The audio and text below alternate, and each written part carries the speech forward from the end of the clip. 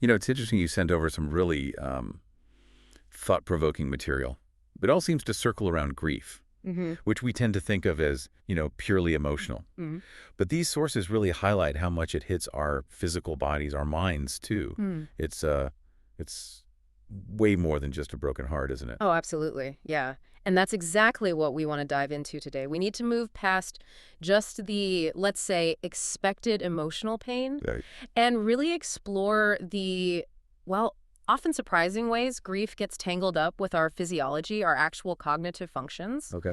The sources you shared, they point out these common effects and sometimes, yeah, pretty peculiar ones, and they offer some useful ways to understand them. Right. Because the main thing, the message that really comes through is that grief isn't just a feeling. It's like a full body, full mind experience. It's got real biological roots. Exactly. Okay, so let's start there then. What actually happens inside us, biologically speaking, when we face a major loss? Well, what's really striking is just uh, how extensive that physiological response is. There are neurobiological studies, Hmm. They show that losing someone close actually triggers changes in our biochemistry, like real chemical changes. Wow. Okay. Yeah, we're talking shifts in things like stress hormones, the chemicals that regulate sleep, that sort of thing. So the insomnia, that deep exhaustion, maybe a racing heart, Mm. that's not just in our heads. Not at all. There are tangible, physical reasons behind them. It's not just psychological. That makes sense. It feels like we're sort of wired for connection biologically. Hmm. And when that bond breaks, It sends ripples through the whole system. Precisely. I mean, Mhm. think about it. Our breathing, heart rate, even our nervous system responses. Mhm. They're partly regulated by being close, by interacting with people, even animals we know well. Okay. So when we lose someone significant, these basic brain functions get deeply affected. The sources really drive this home. They talk about impacts on appetite, digestion, blood pressure, heart rate, breathing, muscle fatigue, sleep, pretty much everything. Yeah, the line was something like, if it's in the body, grief affects it. It really covers everything. And it's not just physical, right? Our minds change too. Oh, definitely. Mm. The cognitive changes can be huge. Hmm. Things like memory problems, confusion. Right. And it's really important to get this. Yeah. These effects can last quite a while, sometimes years. Mm. And that's often, perfectly normal as part of grieving. So loss can really change how we see the world and ourselves. Fundamentally, yeah. One idea that really jumped out from the sources was this concept of being in between, liminality, I think they called it, in early grief. Can you unpack that a bit? Yeah, that's a really insightful way to put it. Liminality comes from the Latin for threshold. Ah. It describes that sort of ambiguous, disoriented state. You don't feel like the person you were before the loss, Okay. but you haven't quite figured out who you are now. It's like you're on the doorstep. Like the butterfly analogy they used. Exactly. The caterpillar in the cocoon. It's not a caterpillar anymore, Yeah. but it's not a butterfly yet either. It's transforming. Right. And in early grief, so much about us physically, emotionally, it's all in flux. We're navigating this completely new reality. And that can seriously mess with our sense of identity, even just making simple decisions. So our bodies, our minds, they're basically in transition. Yeah. That really helps explain why grief feels so, yeah. Utterly disruptive. And speaking of disruption, sleep. That seems to be one of the first things to go haywire. It often is, yeah. Yeah. Sleep disturbances are really common right at the start. Either sleeping way too much or barely at all serious insomnia. Mm-hmm. One of the sources shared a personal story is very relatable about grief having its own weird schedule, Mm-hmm. like being wide awake for hours in the middle of the night. Yeah. And that thing of waking up at the same time every night, often like 3 a.m. God, that sounds unsettling. Yeah. And the source also mentioned how grief just completely messes with sleep patterns, short bits of being awake between long naps. Exactly. And how grief can even invade sleep itself. How so? Waking up crying suddenly, or repeatedly waking up right at the time the person died, or that awful jolt when you reach out for someone who isn't there anymore. Oh, wow.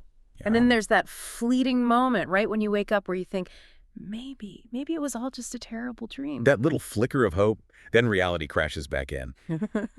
That sounds exhausting just by itself. It really is. But the sources do offer reassurance here. Needing tons of sleep or not being able to sleep enough, both are normal grief responses. That validation is be so important for people going through it. Definitely. And the advice is crucial. Prioritize sleep as much as you can. Let your body recover while your mind is working through all this intense emotion. And even just resting if you can't actually sleep. Yeah, even just resting helps. And they also suggest getting support from doctors, both regular and maybe integrative practitioners, to help manage the sleep issues. That's really valuable advice. So if sleep itself is so disrupted, it kind of follows the dreams might get weird too. Nightmares about the loss that could make you dread going to sleep. Right. But what's really interesting here is how the sources frame it. They clarify that these recurrent dreams, even nightmares where you're reliving bad news or difficult moments, they're actually seen as a healthy part of grieving. Healthy, wow. Healthy but horrible, sounds like. Exactly. It's a tough combination. The idea is that our dream state sleep, that's when the mind does the heavy lifting. Processing the reality of the loss, trying to make it fit into how we understand the world. There's that quote from James Hillman, "Dreams tell us where we are, not what to do." Okay, so the nightmares aren't solutions or predictions. No, not at all. They're more like a reflection of where your mind is at, trying to get its bearings in this new, painful reality. So they're not a sign that you're, like, failing at coping. Not necessarily, no. Think of it more as the mind trying to grapple with something immense. There was a calming technique suggested too. Oh, yeah. Just repeating a phrase, something like, "My mind is trying to make space for this," when a grief nightmare hits. It's a gentle way to acknowledge it without getting totally lost in the distress. That makes sense. It's fascinating how often the physical side of grief can just blindside us. Have you heard about that a lot or seen it? Oh, absolutely. The sources point out these common mystery pains and illnesses people report. Things like heart palpitations, headaches that won't quit, stomach pains, feeling faint or dizzy. Right. Stuff that seems to come out of nowhere. Exactly. And while it's absolutely crucial, the sources stress this, to see a doctor for any worrying physical symptoms, even if you think it's grief. Always get it checked out. Always. But the link between grief and these physical feelings is undeniable. That personal story about inheriting the person's physical problems was really striking. Like suddenly getting their heartburn or sciatica. Yeah, things that weren't issues before the loss, and just that general exhaustion or those weird phantom pains people sometimes feel, it's common. It really shows how the body holds on to stress, doesn't it?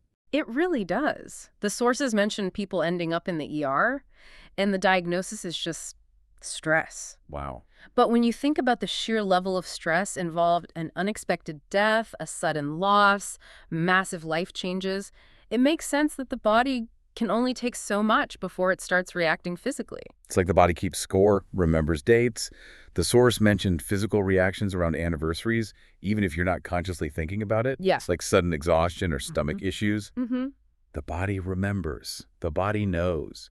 That quote really stuck with me. Yeah, me too. The metaphor they used about the body being like a vessel holding all the grief and the stress can eventually cause it to crack and break, that really captures the physical toll. And then there's appetite. Weight changes. Seems like there's no normal way grief affects eating. Not at all.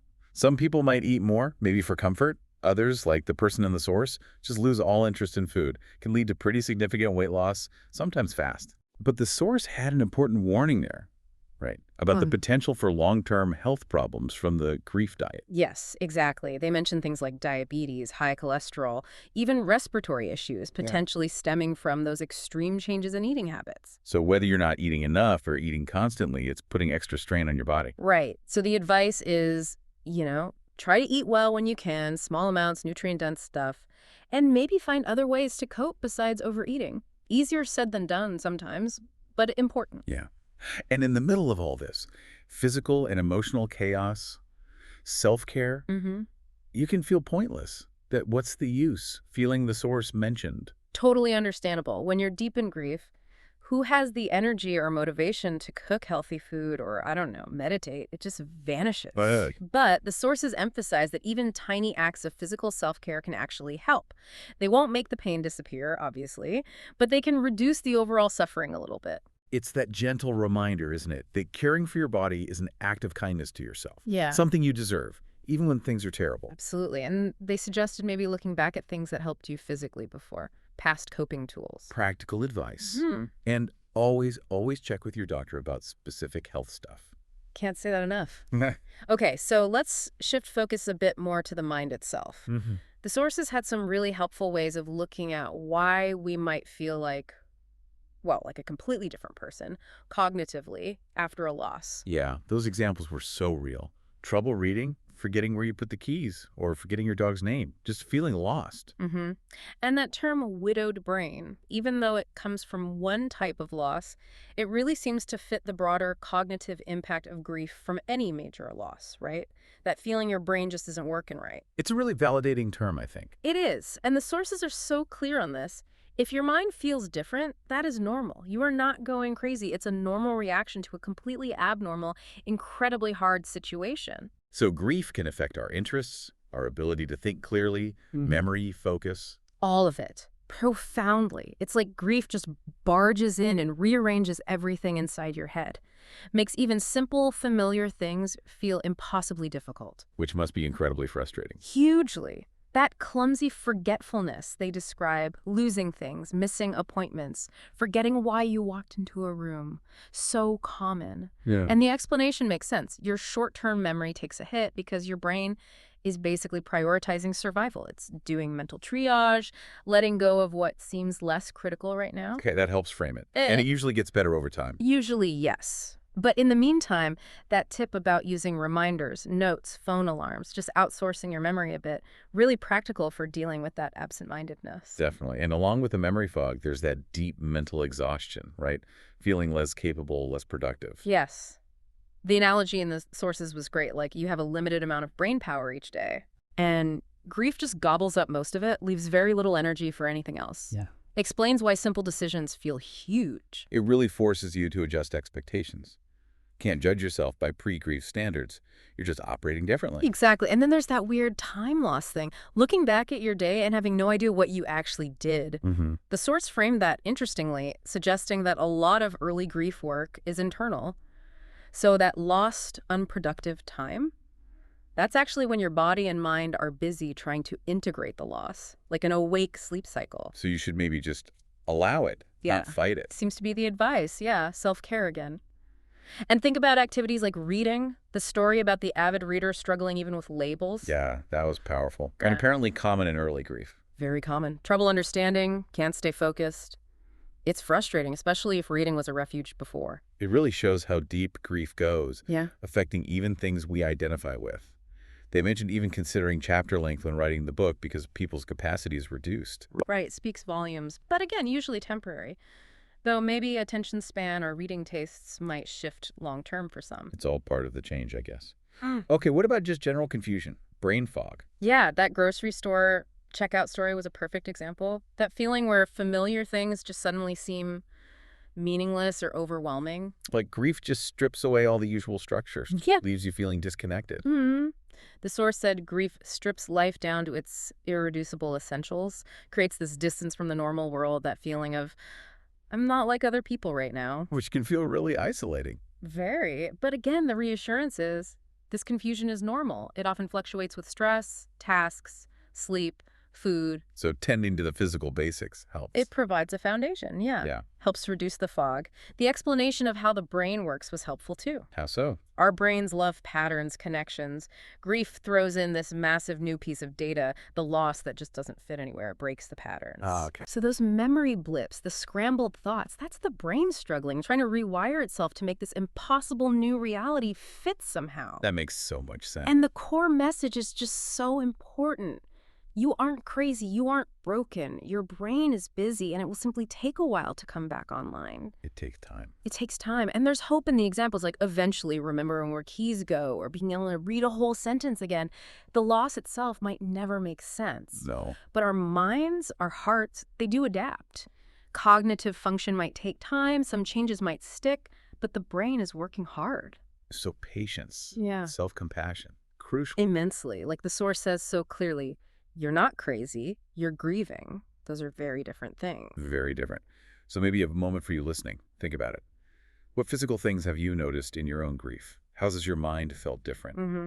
And if you're maybe past that initial impact, how have you seen your mind change, adapt over time? What's it like just hearing that these experiences, however strange they feel, are actually normal? So wrapping up this deep dive, it's just incredibly clear, isn't it? Grief hits us way beyond emotions.